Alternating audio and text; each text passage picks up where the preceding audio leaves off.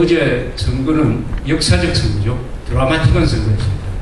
1955년에 자민당이 만들어진 이후에 지금까지 자민당이 여당이 되지 못했던 것은 딱 한 번 있었어요. 그것도 1년 정도 빼고는 지금까지 54년 동안 계속 집권을 하다가 더구나 2005년에는 총선에서 압승을 했습니다. 2005년 총선 때는 고이점이라는 사람이 그 우체국을 민영화한다 하는 것을 걸고 거기 반대하는 사람들을 자기 당에서 쫓아내버리고 그 다음에 국회를 해산해가지고 선거를 했더니 역시 개혁을 해야 된다. 개혁 지지하는 여론이 자민당으로 몰려가지고 도시 농촌 할 것 없이 그때 자민당이 300석 이상을 얻었습니다. 그래서 거의 의석의 한 3분의 1을 얻었어요. 자민당이. 그게 바로 4년 전입니다. 고이점이가. 그때 민주당은 완전히 지금 100석 정도밖에 나지 못했습니다. 4년이 지나니까 완전히 거꾸로 돼버렸어요. 어제 선거에서 야당이 민주당이 의석을 한 3배 늘려가지고 308석. 여당인 자민당은 3분의 1로 줄었습니다. 119석. 이렇게 해서 55년 만에 정권교체가 됐다. 그러면 과거에 일본 정치를 기억하시는 분들은 사회당은 어디 갔노? 이럴 겁니다. 사회당은 아예 없어져 버렸어요. 실질적으로 없어졌습니다. 사회당 한때 자민당, 사회당, 좌우 정당이 냉전시대 때 붙었는데 냉전시대가 끝나니까 사회당이 있을 이유가 없고 더구나 사회당이 공산당보다도 더 친북한적인 정책을 쓰면서 납치자 문제에 대해서 무관심하다 보니까 막 국민들이 외면해버려가지고 실질적으로 당은 해체되어 버린 상태입니다.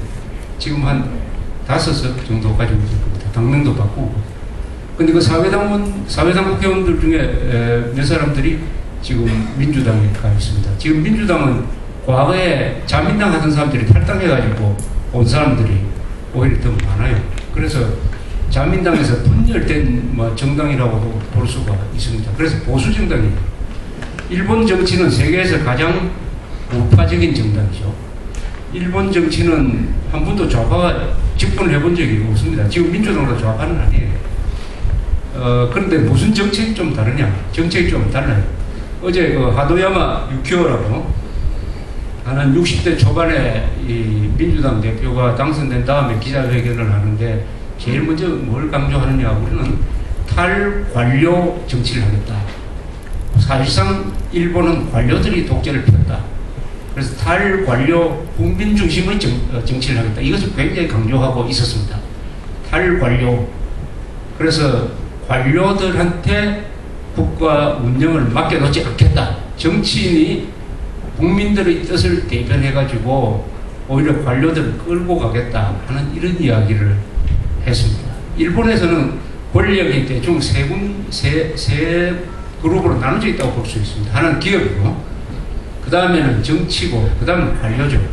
기업, 정치, 관료가 권력을 나눠 갖고 있는데, 이 힘의 관계가 이렇습니다. 기업인들이 정치인들한테 영향력이 많습니다. 정치 자금을 대니까. 그 다음에 정치인은 관료를 부립니다. 또 관료는 또 기업한테 아주 큰 소리를 쳐요. 이렇게 세 사람이 서로 이렇게 꼬리에 꼬리를 물고 있는 이런 관계를 형성했습니다.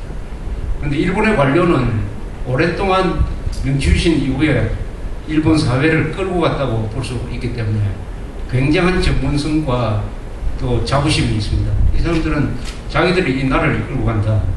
그건 좋은데 그 기득권을 누리면서 안주하고 무사 안일하고 하는 이런 또 나쁜 폐해도 갖고 있는 것이죠. 그래서 관료제도를 개혁하겠다는 것이 이번 민주당의 가장 큰 다른 점이다. 이렇게 생각이 듭니다. 그러나 말로서 되는 건 아니죠.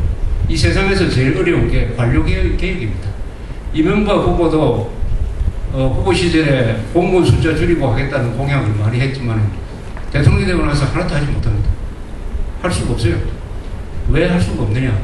관료제도를 개혁하려면 혁명적 분위기를 만들어야 돼요. 혁명적 분위기는 누가 만드느냐? 국민들이 만드는 거죠.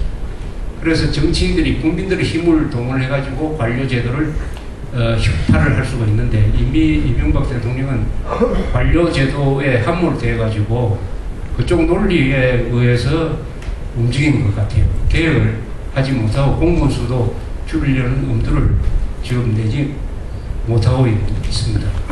다만 국방부가 만만한지 국방비는 좀 줄이겠다고 해요. 줄이겠다는 것보다는 일정하게 정액을 해야 되는데 그 비율을 좀 낮추겠다고 해서 지금 국방장관하고 국방차관이 티격태격합니다. 국방차관은 민간인인데 이명박 대통령의 신뢰를 받는 사람인 것 같아요. 이 사람이 국방부를 개혁하기 위해서 파견 나와 있는 것 같은데 국방장관을 따돌리고 국방 예산을 그렇게 많이 할 필요 없다. 좀 낮춰서 해달라고 오히려 직접 청와대 안을 올린 것을 장관이 뒤늦게 알고 이렇게 하면 안 됩니다 해가지고 또 자기는 별도로 편지를 써가지고 청와대에 내고 해가지고 이게 또 언론에 공개가 되는 바람에 차관하고 장관하고 무슨 하극상을 벌리는 것처럼 이렇게 되니까 총리가 두 사람을 불러가지고 좀 경고를 했다고 합니다. 이 모양이 별로 안 좋습니다. 이런 일이 공개가 되면은 해야 될 일이 순서가 있는 거죠. 관료사회나 어떤 사회, 특히 군대와 같은 이 규율이 엄격한 사회에서는 일단 차관을 해임을 해야죠. 차관을 해임을 하고 장관을 불러가지고 경고를 해야지. 차관, 장관 같이 불러가지고 총리가 나무란다면 둘이 말리는 거 아닙니까? 차관, 장관이 싸우는데 총리가 말리면은 이 조직은 어떻게 되는 거죠? 더구나 그게 군대인데 절대 있을 수 없는 거죠. 이것은. 그리고 국방부 예산은 우리가 늘려야 됩니다. 굉장히 크게 늘려야 돼요. 왜냐면 우리 국방비 부담이 별로 없어요. 지금. 전체 GDP에 우리 국방비 부담이 한때 말할 때는 한 6% 넘었습니다. 그것도 우리가 경제발전 한참 할 때. 지금 얼마인지 아십니까? 2.7%. 2.7%인데 세계적으로 봐서 굉장히 낮아요. 우리가 지금 국방비를 이렇게 낮게 할 수가 있습니까? 대부분 핵무장한 북한하고 지금 대결하는데 재래식 군사력을 우리가 늘려야 되는 거 아닙니까? 비교를 해보면은 북한은 얼마나요? 북한은 전체 GDP의 한 30%를 국방 예산으로 쓴다고 추정이 됩니다. 이스라엘은 한 9% 돼요. 이스라엘 9%. 우리하고 비슷한 이스라엘 9%. 미국은 우리보다 안보 환경이 좋은데도 불구하고 4.7%입니다. 4.7%. 터키는 한 5% 돼요. 싱가포르도 한 4% 돼요. 우리하고 똑같은 비율을 가진 나라가 하나 있어요. 호주입니다. 호주한테 무슨 북한이 있습니까? 호주에 주적이 있습니까? 그런데도 2.5%를 써요. 우리나라는 2.7%가 아니라 최소한 4%까지 올려야 됩니다. 4%. 더구나 북한이 핵무장을 했으니까 우리는 재래식 군사력을 늘리서라도 그 핵하고 대결해야 되는 거 아닙니까? 우리가 핵무장 할 수 없다면은 심종 무기를 개발해가지고 요새는 이런 개념이 또 하나 개발이 되고 있습니다. 핵 무기는 아니지만은 무지무지하게 이 파괴력이 강한 재래식 폭탄을 만든다.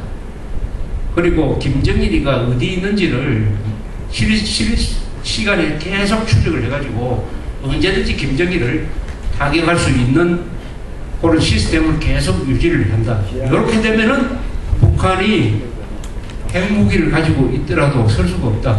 왜냐하면 핵무기를 쓰려고 하는 순간 바로 보복을 당하기 때문에 그 보복도 누구를 보복을 하느냐.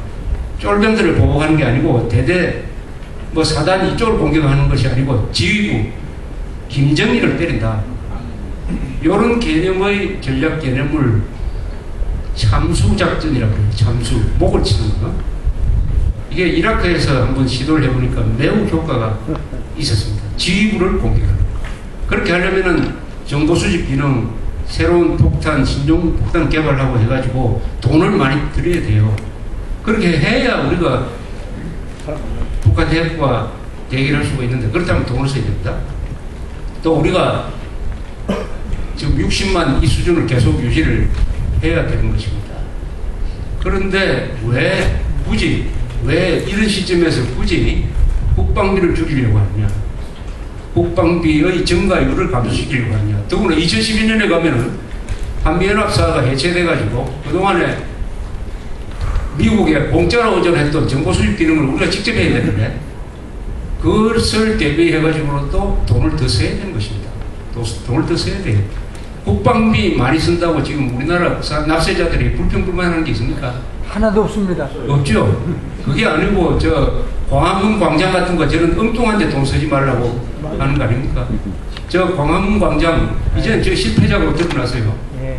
저거 1년 반 동안 길 막아가지고 불편을 주더니 시민들한테 내어놓은 게 저는 황당한 광장을 만드는데 450억을 썼습니다.